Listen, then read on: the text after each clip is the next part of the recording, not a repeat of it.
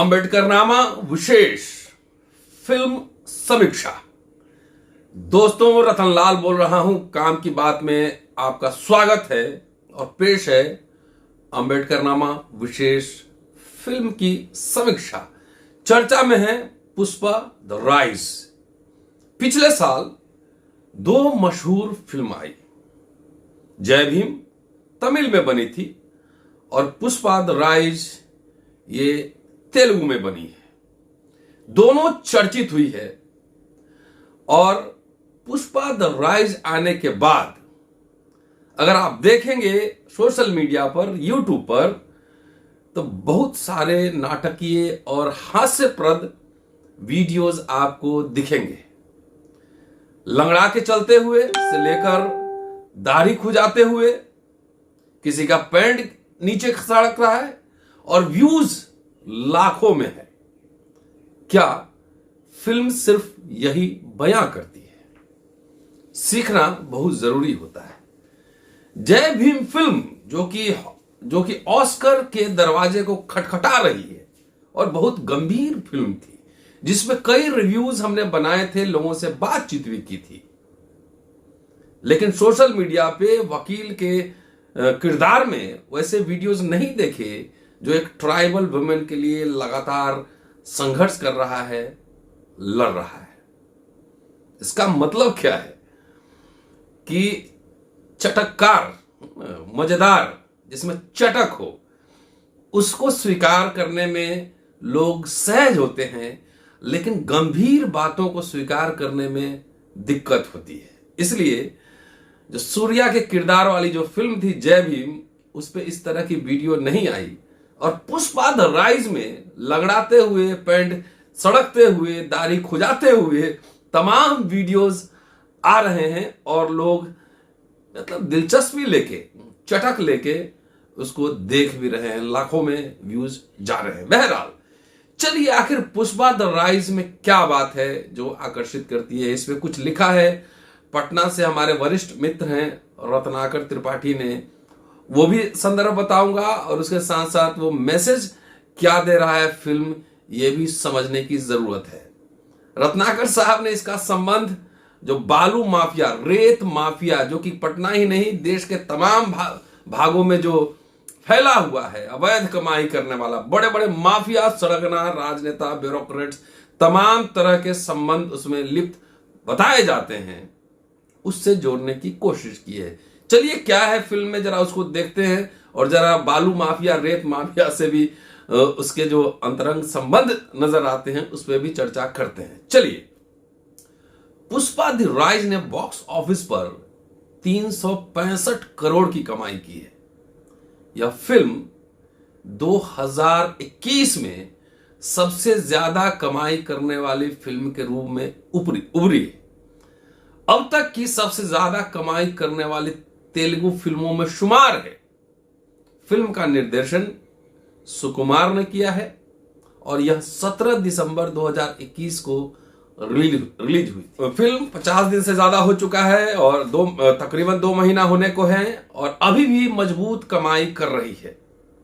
हम यह मान सकते हैं कि वे दिन गए जब तेलुगु, मलयाली, मलयालम, कन्नड़ फिल्में केवल क्षेत्रीय फिल्मों के रूप में बोलकर समाज उसका मजाक बनाता था, खास तौर से हिंदी समाज।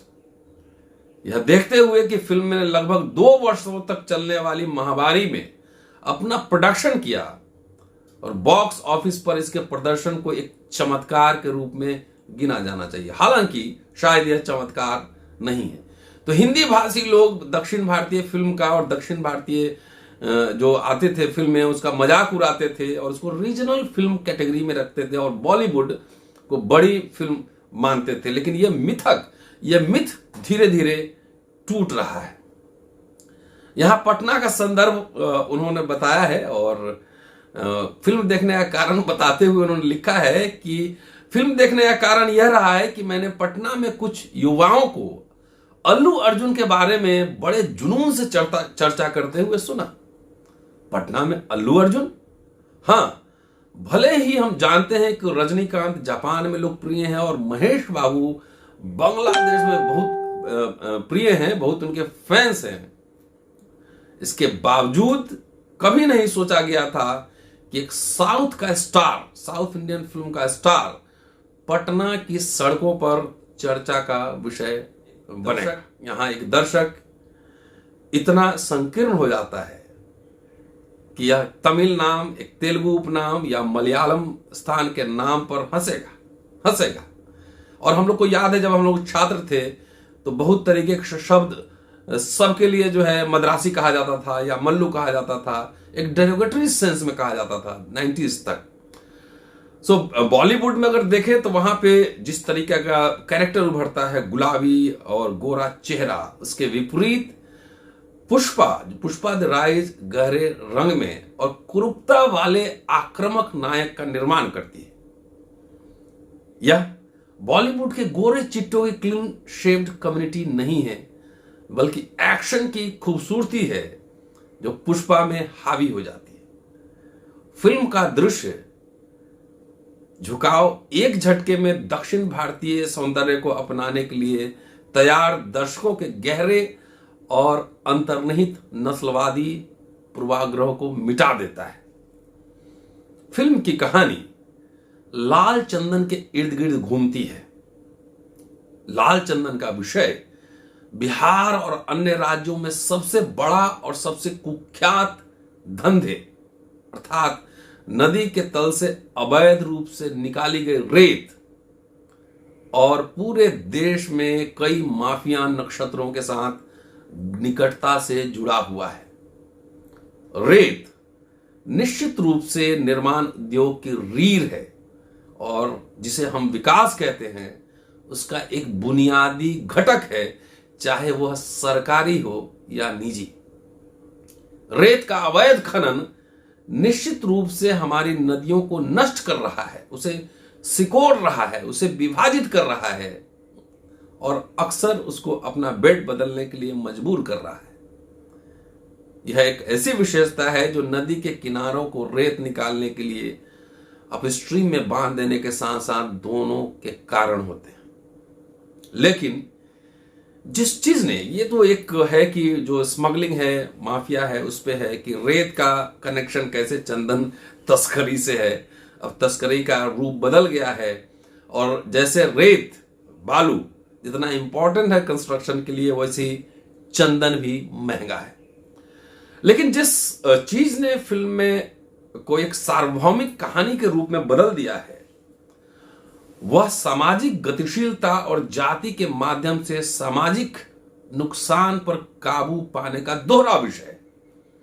एक फिल्म की कहानी के रूप में फिल्म निम्न जाति की स्थिति को अवैधता और एक घातक कमी के साथ जोड़ती है जो एक बढ़ते बच्चे के जीवन को प्रभावित करती है।